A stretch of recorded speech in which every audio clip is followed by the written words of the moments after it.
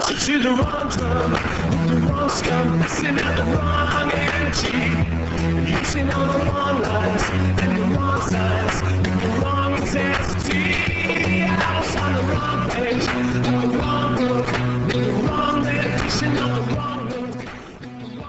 Good morning, News Talk 1330 WLBB. Spun my chair around to make it feel like I'm not in the same place anymore, but that's okay. It's a lot of fun. Just changing gears here, not doing news and weather anymore. It's time to be partisan for a half an hour. The telephone number is 678-601-8255. Again, that number is 678-601-TALK. If you would like to be part of the program, and I'd like to talk about something that this happens all the time. I get inspired by friends who post crazy things on Facebook, and especially when it's coming from the Obama campaign. And this one bothered me quite a bit. So, as I've mentioned before on my program a number of times, I've told you do not, left or right, trust numbers that come out of Washington. They are politicized, and as any social scientist or anybody who's taken research or survey methods, any kind of statistics course, they will tell you that you can make numbers say anything you want. You can torture, you can twist them, you can do everything you want to those numbers and make them say exactly what you want them to say, or at least within some realm of reasonability. And that's exactly what happens when you get numbers out of the Congressional Budget Office for predictions, especially because that is an extremely partisan office. Now, it is a nonpartisan office, but I don't think there is such a thing as partisanship. But I say it's partisan as in it is partisan to Congress as opposed to the American people, because in its forecast projections, the Congressional Budget Office is an absurdity in regards to its forecasting when it comes to the cost of anything. But that's only because the Congressional Budget Office is designed to be broken. It is designed to be good for politicians. So don't trust anything it does. Historical stuff is fine, and maybe 2-year projections of the CBO are absolutely fine as well, but it has a very poor track record of long-term projections. And I mean very, very poor track record of long-term projections. I mean, we're talking 16, 17-fold cost differences, and always to the more expensive side. It's never been, oh, well, it's going to cost $6 billion. Oh, wait a minute, after 10 years, it's only cost us $1 billion. That would never happen. So, I mean, it's government. It's the way things work. So anyway, the Obama campaign has released a chart that they are using as a campaign tool, which certainly seems to indicate that Obama is a fiscal conservative. Now, your eyebrows probably raised when you heard that term. Obama is a fiscal conservative. The only president to acquire debt or to reside over acquiring debt at the rate that he has acquired debt. He has borrowed more money in 4 years than President Bush borrowed in 8. A pretty impressive feat, considering how terrible Bush was when it came to spending. Unfunded programs, bailouts, and things like that are quite costly. But, again, there's a million different ways you can twist these charts and graphs. In a number of ways, I'll give you a couple of examples. It puts Obama at a growth in federal spending at 1.4 growth in federal spending for the 2010 to 2013 time period. Bush II, according to this graph, would average around 7.5. Clinton would average around 3.5 for his 2 terms. Bush I at 5.4, and Reagan 8.7 for his first term and just about 5 for his second. So what this chart really does is it says, look, Clinton and Obama, obviously fiscal conservatives. But there's a lot more to this coin than meets the eye. As a matter of fact, it's a multi-sided die as opposed to a 2-sided coin. I've explained before that Bush bears a lot of the blame for the big expansion in the burden of government, especially Medicare Part D, completely unpaid for. No funding mechanism really whatsoever, unlike other programs. And I've definitely pointed out that he deserves a lot of the blame for the higher spending, at least in the 2009 fiscal year, which began in October 1st of 2008, oddly enough. That being said, the numbers in this graph seem a little twisted.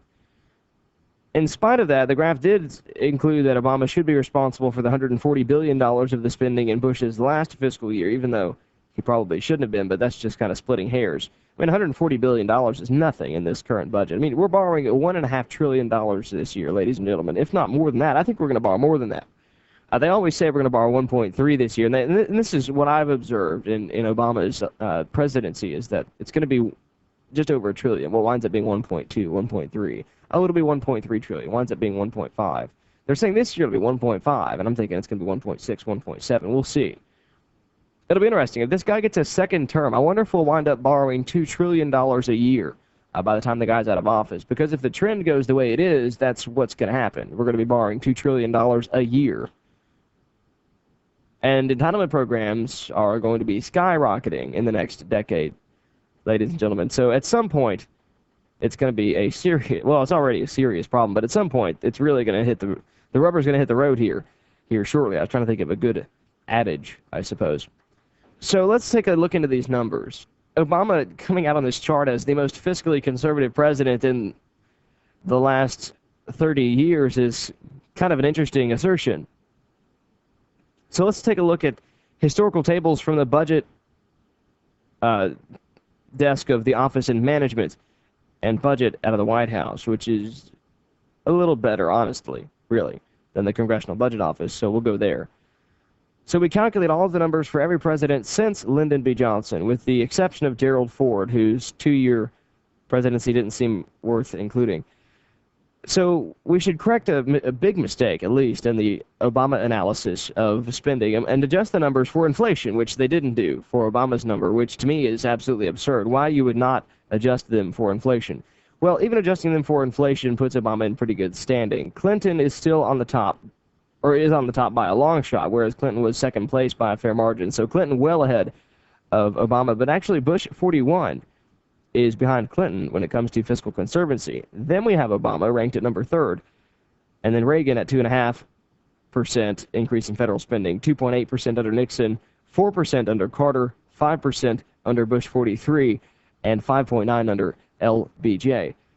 So again, just correcting for inflation shifts these numbers a lot. So explain to me why the Obama campaign would just choose to release a chart that does not include adjusting for inflation, especially when adjusting for inflation puts Obama and Reagan pretty much neck and neck for 3rd. But we can make it more complicated, and we'll come back after the break, and I'll tell you how much more you can twist these numbers and make Obama look like the worst character on here, because he is. We'll be back after the break.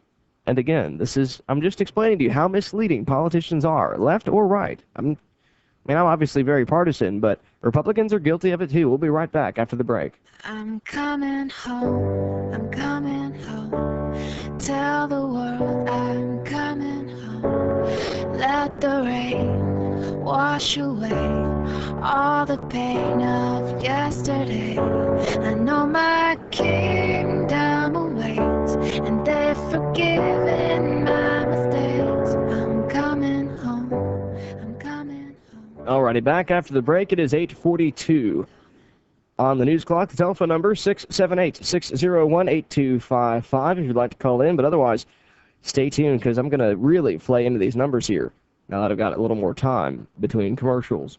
So again, looking at the numbers here, if you're just tuning in, we're talking about a chart released by the Obama campaign showing that Obama is the most fiscally conservative president in the last 30 years, which again should be a giant eyebrow raiser right there because the debt has gone from right around $10 trillion when he came into office when Bush left to $15.5 trillion now. We're going to hit $16 trillion by the end of the year for sure.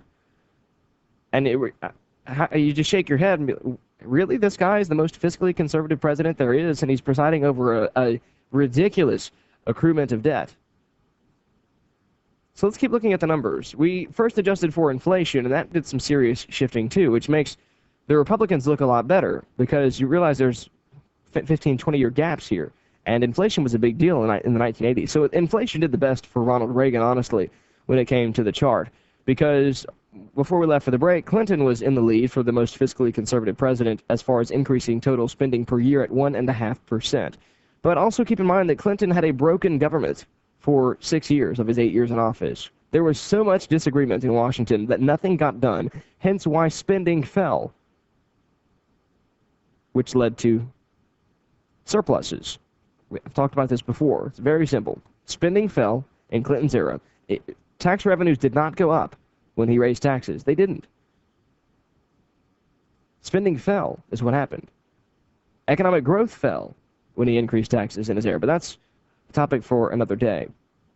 Bush 41 lies in second place after the inflation adjustment, 1.8% growth, which ties him actually with Obama at 1.8. That's just after we adjust Obama's chart for inflation.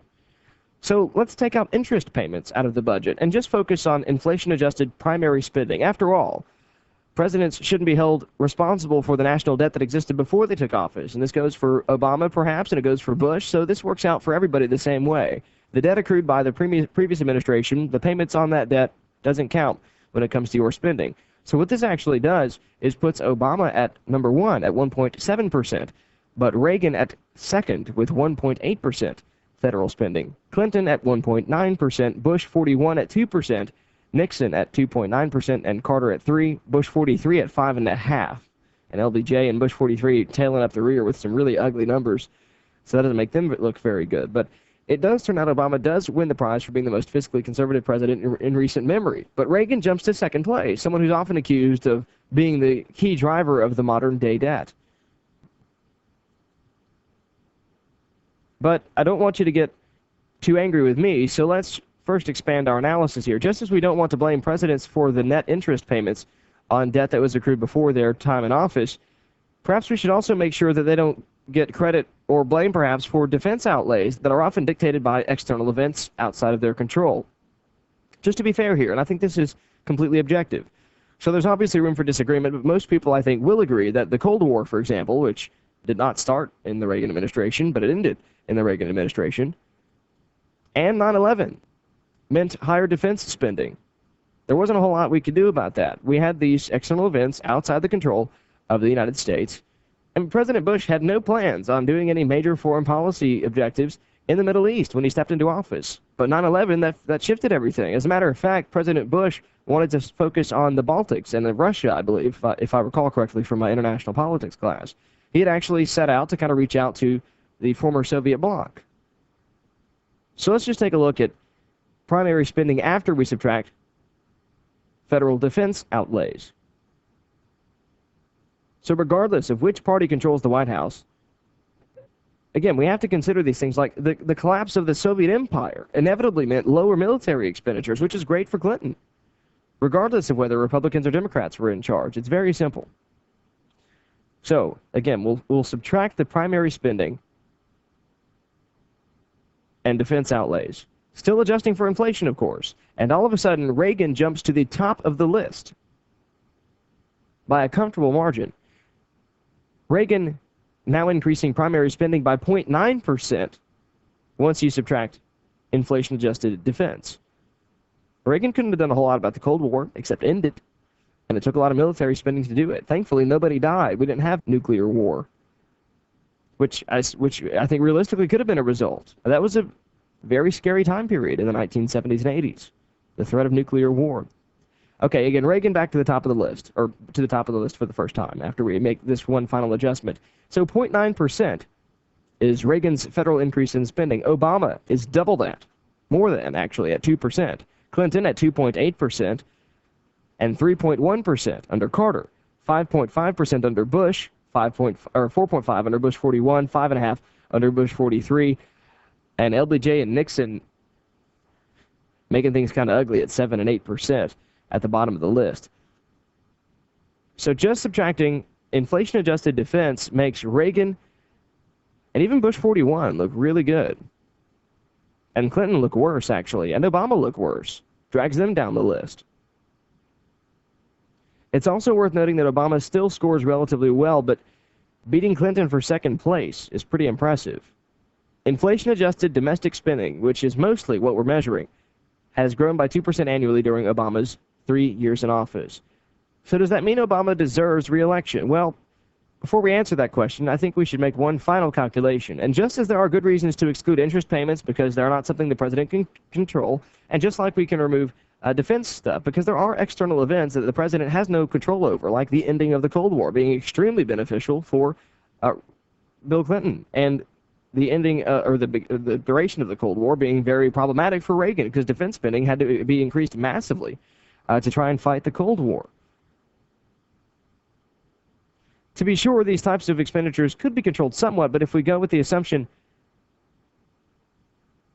that the federal government was going to recapitalize on these things, it would be different. So let's take a look at bailouts, perhaps, TARP, things like that, some things that aren't necessarily under the president's control,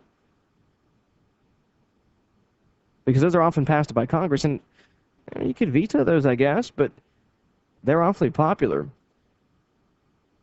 It seems that presidents shouldn't get the arbitrary blame or credit simply because some financial institutions failed during their tenure. It's not the president's fault that the FDIC didn't do its job, or the SEC didn't do its job, for example, because that's just how our financial system is. I don't think we should have an SEC, but that's my take. But presidents don't have a whole lot of control over these things. So let's take another set of numbers from the White House desk of office and budget management, whatever it is. I forget what it's called. TARP outlays since 2009, and keep in mind that repayments of TARP monies as well as FDIC premiums show up in the budget as negative spending. So this produces a very dramatic change when it comes to the numbers. We'll come back from the break and talk about what this does when you look at the things that presidents can't control when it comes to the budget and spending. Back after the break, stay tuned. We'll take a real look at what the numbers really are on a very down-to-earth level when it comes to spending. Back after this.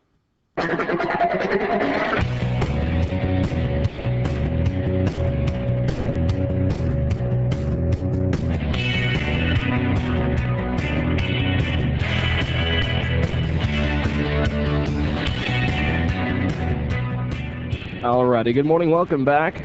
And I know the show may be a little hard to follow along this morning, but I'm just trying to get through to you here why numbers don't mean a whole lot coming from Washington. And again, I'm a social scientist. I'm a political scientist with an economics minor. I look at numbers a whole lot, and I can tell you first and foremost, you can make them say whatever you want. And that's kind of what I'm talking about here today. I'm talking about a chart released by the Obama campaign that biasly, of course, shows that Obama is the most fiscally conservative president in the last 30 years. Which is a ridiculous assertion. I think anybody listening to the program should say, well, like the guy or not, he's spending a lot of money, or at least he's presiding over a lot of money being borrowed. I mean, $5 trillion in 3.5 years? Not quite 3.5 years is a lot. So what we did here, if you're just tuning in, is we adjusted the numbers for inflation, which at the very first did a tremendous difference for all of the rankings. I cannot believe, I guess I can believe, that the Obama campaign would release a chart of federal spending over the decades and not adjust it for inflation, which is an absurd notion. I mean, it makes the numbers all over the place when it comes to the changes in federal spending. You really have to measure things by gross domestic product and adjust them for inflation to make them more appreciable. You really can't take seriously numbers that aren't adjusted for inflation over time. And just adjusting them for inflation made all of the presidents a lot more streamlined with each other and moved Reagan way from the bottom of the list to the top of the list almost, or to the middle of the pack or so, just adjusting for inflation. So we took out defense spending, we took out bailouts, and Reagan comes out on top at 0.5%. At 0.5%. We take the things out of the budget that can't be controlled by the president. The ending of the Cold War was extremely beneficial for President Bush the first and Bill Clinton. Spending fell dramatically, and spending had already been on a big decline since World War II. But it fell even more after the Cold War ended, and it was a very expensive decade, because Reagan said, look, we're going to get this done. And you can look at the federal spending over the 30, 40 years, and you can see that entitlement spending was going up, defense spending was going down dramatically, both. One going up, one going down, both dramatically. And during the Reagan era, while it was still kind of on a downward trend, Reagan definitely curbed that trend in defense spending and brought that more to a kind of a flat line over the 1980s to ramp up the military, to ultimately win the Cold War or break Russia, as is what happened. So by removing the bailouts and everything, we actually have a big change in fiscal year 2009, which was Bush's last fiscal year, if you take the TARP bailout, which created an artificially high benchmark for him, and then repayments by banks during Obama's fiscal years counted as negative spending, which helps Obama out.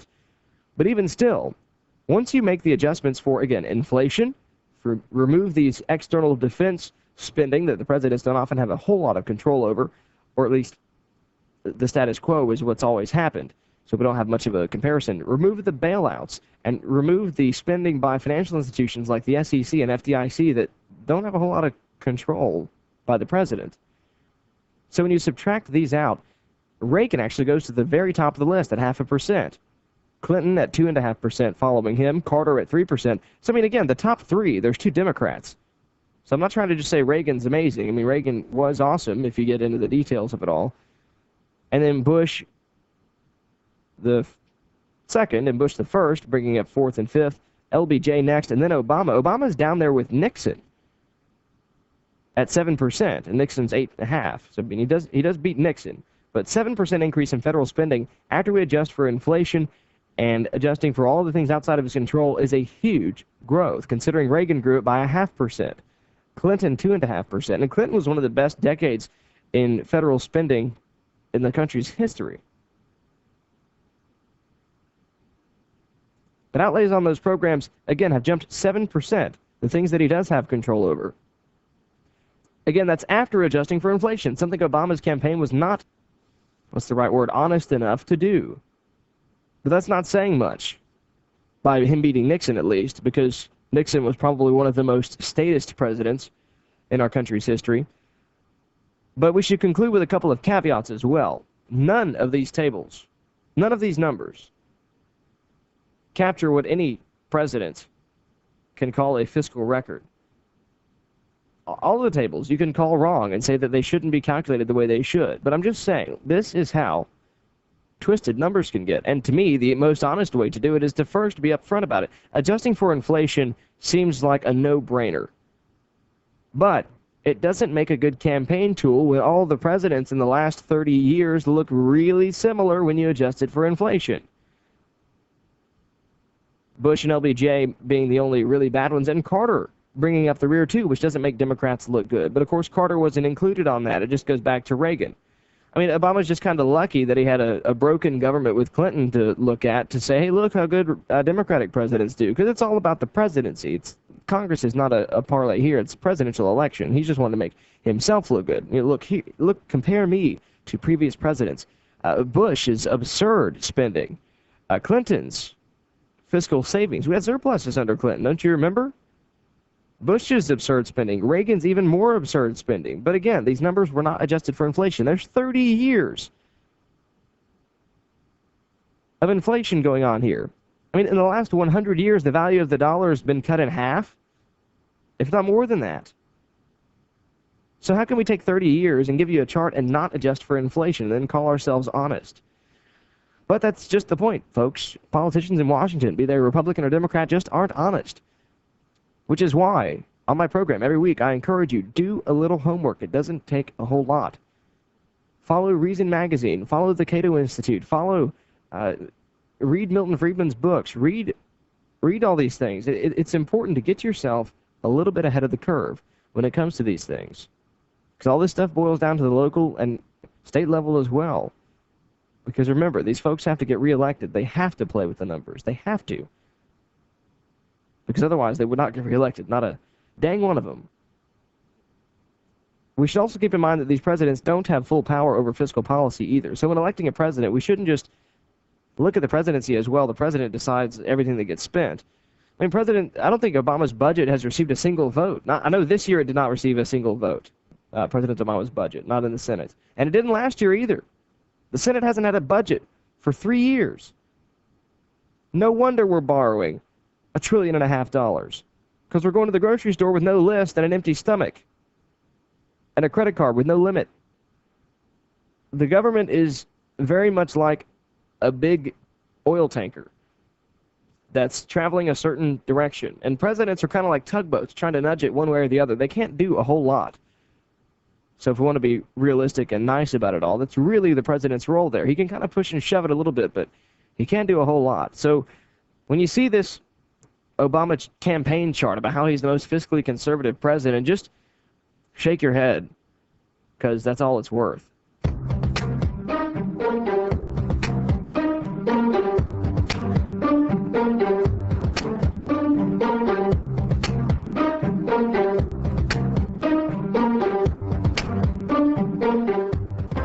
News Talk 1330 WLPB, Carrollton, your local news source.